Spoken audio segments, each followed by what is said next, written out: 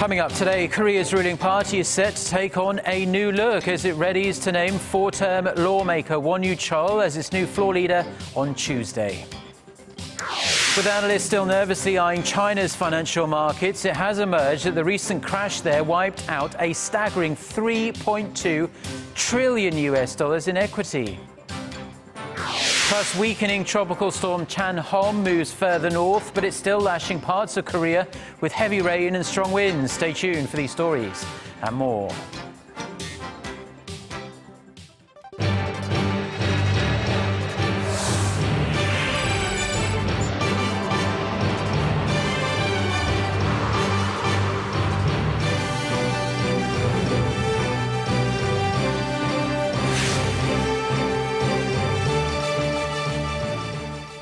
Hello, it's noon on Monday, the 13th of July. You're tuned in to our midday newscast here on Arirang TV. Thank you very much for joining us. I'm Mark Broome. We begin with domestic politics, where it's gone from disappointment to appointment for the nation's ruling Saenuri Party. It appears the hole left by former floor leader Yoo Seung-min after his resignation last week will be filled by the imminent appointment of a four-term lawmaker. For more, we connect with our National Assembly correspondent Park Ji-won. So Ji-won, we hear the ruling party selected its new floor leader over the weekend. Well, that's right, Mark. Four-term lawmaker Won Yoo-chul will be the ruling Conservative Party's new floor leader as he completed registration for his bid for the floor leadership on Sunday and was the only candidate registered for the post. The 52-year-old lawmaker will be earning fellow lawmakers' official approval at Tuesday's general meeting of all the party members to begin his term as a floor leader. Watchers say Won is not considered to be in the pro-Park faction, as he was a Yoo Seung-min's running mate, serving as the chief policymaker of Yoo's floor leadership. But he has a good relationship with the party's Supreme Council members, who are very close to President Park Geun-hye. Also, he is known to have a more moderate and neutral stance, which may help to resolve the Conservative Party's internal conflict. And Ji-won, we understand today is also a special occasion for the Conservative Party's chairman Kim Woo-sung. That's right, Mark. Well, in the press conference held this morning to commemorate his one-year anniversary as the party leader, Kim vowed to revamp the party's candidate selection process for next year's general elections. He said the party will adopt a bottom-up open primary for the general elections and proposed the main opposition party adopt the same open primary on the same day to root out any corruption related to the usual top-bottom style candidate nomination process. And Ji-won, the main opposition New Politics Alliance for Democracy also has a lot on its plate. MPAD officials are continuing discussions on the party's reform agenda. Yes, right, Mark. The main opposition, NPAD, is debating over how to revamp the party, and some of the ideas suggested by the Liberal Party's Reform Committee are abolition of its Supreme Council and Secretary General system to make the party more even and open to new participation and new challenges. And Mark, I'll be bringing you more updates in our later newscast. I'm Park Ji-won reporting live from the National Assembly in Seoul. Now, President Park Geun-hye, whose campaign pledges included a limited exercise of presidential pardons, is expected to exercise that authority for only the second time since taking office. She ordered her senior secretaries at a meeting earlier today to look into the scope and subject of special amnesty in time for the 70th anniversary of Korea's liberation from Japanese colonial rule next month. While President Park said amnesty is expected to contribute to the development and unity in Korea, it's unclear whether or not she will grant pardons to businessmen and politicians this time around. She also excluded them from the first set of pardons issued last year. Now, the United States isn't holding out much hope for a significant improvement in Korea-Japan ties, despite speculation the two countries are readying for a possible summit. The U.S. Congressional Research Service report also says that while the South Korea-U.S. alliance is very strong, it could come under strain depending on their strategies on Japan and North Korea. Connie Kim reports.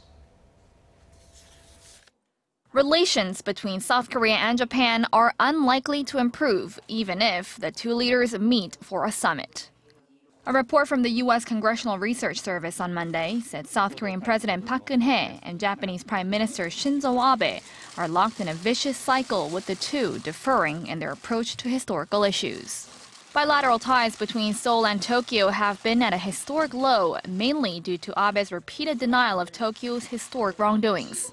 Seoul continues to demand that Japan issue a formal apology for its wartime atrocities, including its sexual enslavement of Korean women during World War II. With the contentious historical issues still unresolved between the neighbors, the report says the two leaders might not address issues beyond North Korea's provocations when a summit is held. The two leaders have not met one-on-one since 2012. Washington assessed South Korea-US alliance to be at its most robust stage ever. However, it stated that depending on how Washington deals with South Korea-Japan relations and strategies against North Korea, it could be put to the test. The U.S.'s biggest concern is North Korea's weapons of mass destruction, while Seoul puts priority on Pyongyang's WMD and promoting inter-Korean unification. The report added that Seoul's decision on whether to use its own weapons or bring in U.S.-made weapons will impact South Korea-U.S. alliance. According to the report, the possible deployment of the U.S.'s Terminal High Altitude Area Defense Battery on the Korean Peninsula has become a litmus test for Seoul's relations with China and the U.S. Washington says THAAD will deter North Korea's nuclear and ballistic missile threats, while Beijing says its radar could monitor mainland China. Connie Kim, Arirang News. Now, it was yet another working weekend for finance ministers and leaders of the Eurozone. The single currency bloc has been locked in marathon discussions in a bid to keep Greece in the euro, but no deal has been struck yet. Handan has the details. Is Greece's final proposal enough to secure a new bailout? Eurozone leaders assembled once again in Brussels on Sunday to find a way to save Greece and the currency union. But despite marathon talks that went late into the night, they came up short. Prior to Sunday's meeting, Eurozone finance ministers put forth an interim set of measures to hand over to Eurozone leaders.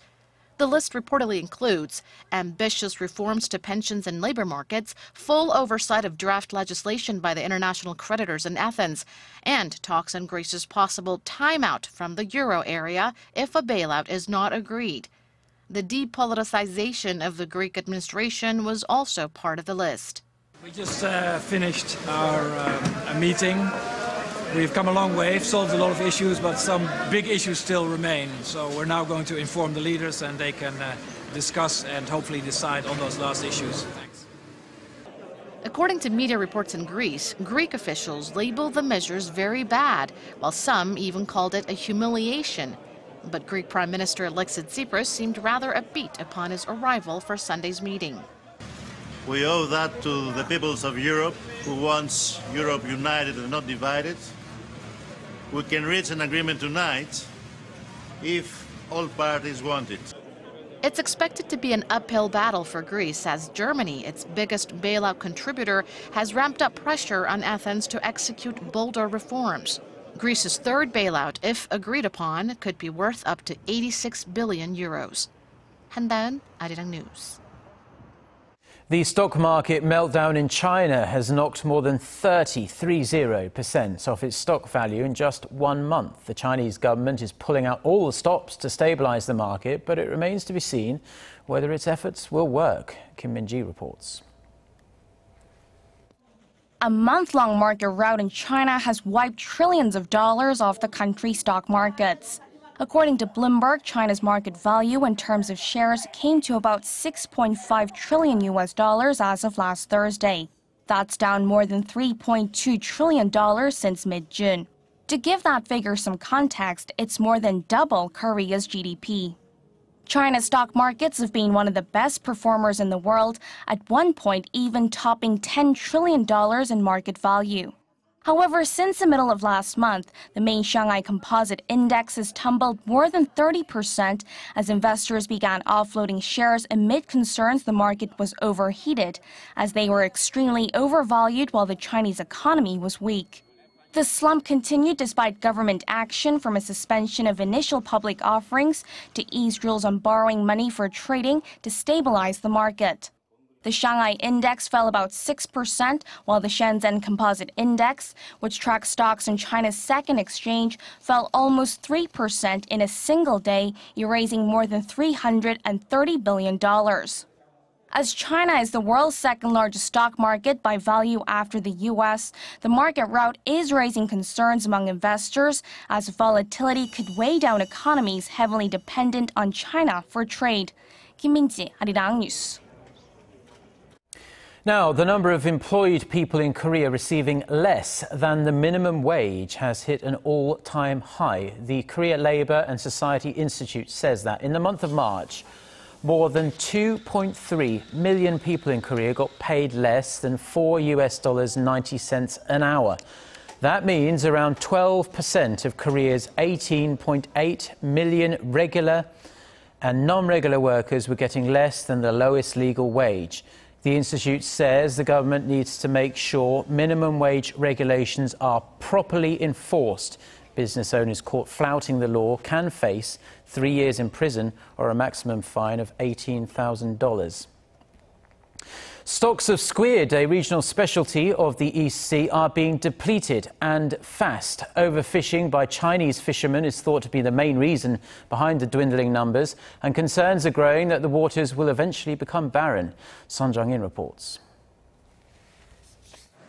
It's early morning at Jumunjin Port in the eastern coastal city of Gangneung, and fishermen are busy transporting their catch to market.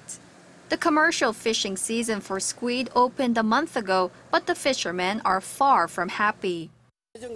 At this time of year, we would normally catch between 4,000 to 6,000 squid, but this year we've only been catching between 600 to 1,000.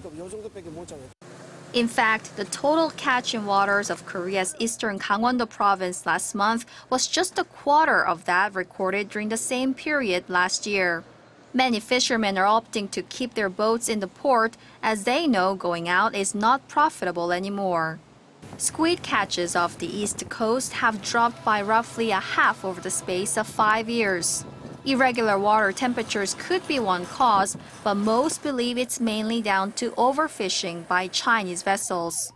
After spawning in the East China Sea, the squid swim north through the East Sea in May and then move southward from September, but their route is cut short by Chinese fishermen who illegally poach the squid before they reach the southern waters.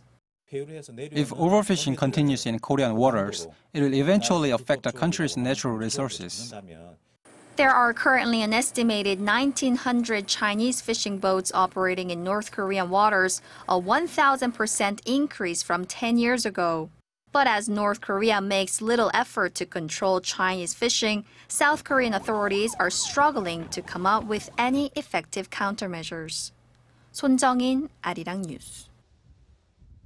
Now, Korea's female golfers are continuing their run of seemingly winning every title in sight. This time it's Jeon In-ji who has won the U.S. Women's Open, securing her first LPGA title at her first appearance at the tournament. The 20-year-old shot a 4-under par 66 in the final round to finish at 8-under 272 at the Lancaster Country Club in Lancaster. She finished one stroke ahead of fellow Korean Amy Yang. Now, Jeon has won 7 wins on the Korean Tour, including 3 in 2015. She also won the Japanese LPGA Tour this year, becoming the first Korean since Shin Ji-ae to win all 3 tours in the same year. Now, as well as taking home the winner's check for $810,000, Jeon is projected to jump from number 20 to number 10 in the women's world rankings. And with her win, she becomes the 7th Korean winner of the U.S. National Championship after golf stars like Park Se-ri and Park In-bi. And now for a quick look at the weather. Korea has been experiencing some pretty heavy downpours nationwide since Sunday due to the impact of tropical storm Chan-hom. The effects of the storm are forecast to weaken from Monday as it passes over North Korea. It will stop raining across most of the country by tonight, but parts of Gangwon-do province will stay wet through Tuesday. Now, strong wind warnings remain in effect for certain coastal areas right now. Temperature-wise, though, highs will range from 24 to 30 degrees during the day. Now, here's a look at the weather around the world.